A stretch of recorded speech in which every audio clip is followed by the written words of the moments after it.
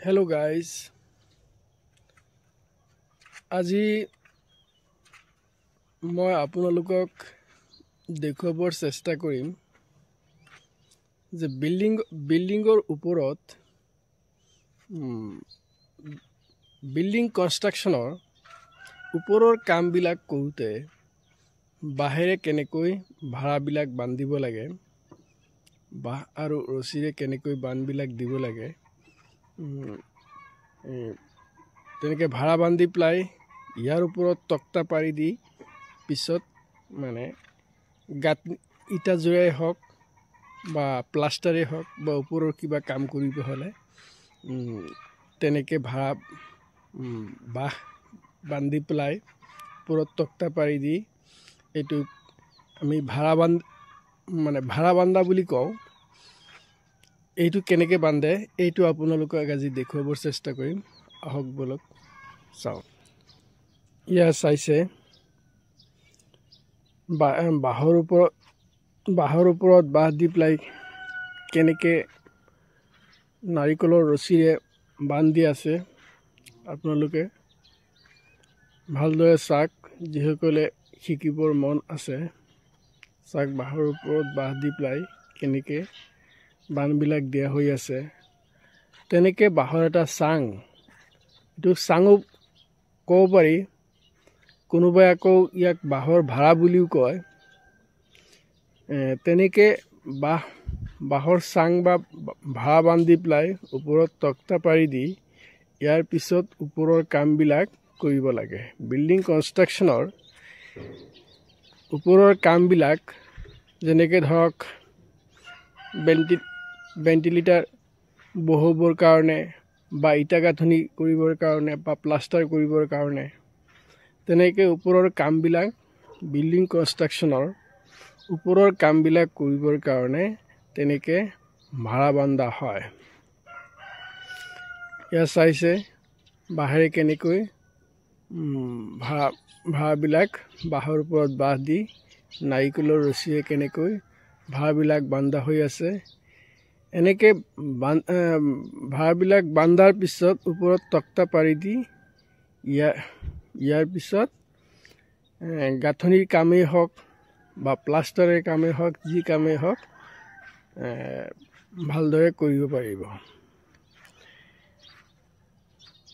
ইয়াত চাইছে বাঁহৰ ওপৰত বাঁহ ৰাখি পেলাই তেনেকৈ নাৰিকলৰ ৰছীৰে কেনেকৈ বান্ধ লগাব লাগে।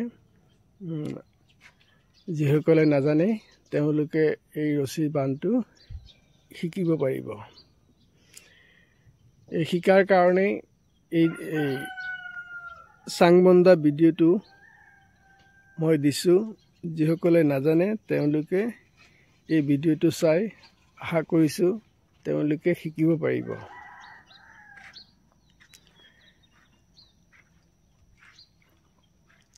ইয়াত চাইছে বাঁহৰ ওপৰত বাঁহ ৰাখি পেলাই তেনেকৈ নাৰিকলৰ ৰছীৰে বান্ধবিলাক দিব লাগে আৰু এনেকৈ বান্ধাৰ পিছত ওপৰত তক্তা পাৰি দি ইয়াৰ ওপৰত বস্তু বাহিনীখিনি উঠাই ইয়াৰ পিছত কামবিলাক কৰিব লাগে। ওপৰৰ কামবিলাক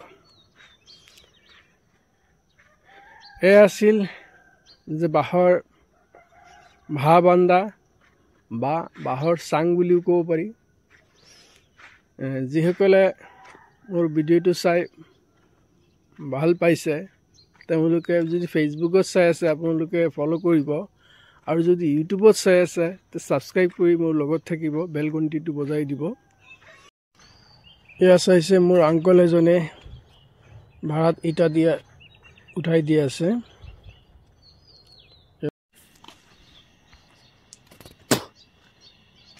মোৰ এজন আংকল চাইছে তেখেতে এই বাঁহৰ ওপৰত তক্তা পাৰি দি কেনেকৈ ইটাবিলাক লগাই আছে।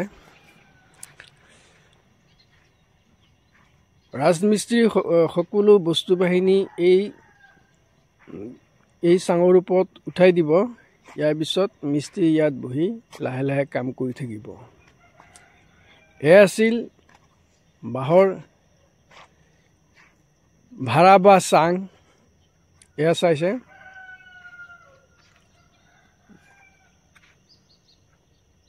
এইটো এটা থিয় বাঁহ, ইয়াৰ থিয় বাঁহৰ ওপৰত ৰছীটো কেনেকৈ বান্ধিছে, ইয়াৰ পিছত পথালিকৈ থকা বাঁহটোৰ ওপৰত ইয়াৰ চাব সেইটো কিদৰে বান্ধ দিয়া হয়।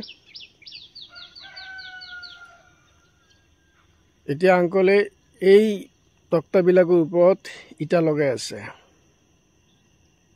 ই এনেদৰেই বাঁহৰ চাং বা ভাড়া বুলি কয়, তেনেকৈ বান্ধিব পাৰি। এয়া চাওক, সকলোৱে ভালে থাকিব, সুস্থ থাকিব। আকৌ লগ পাম নেক্সট ভিডিঅ'ত। যিসকলে ফেচবুকত চাই আছে ফ'ল' কৰিব।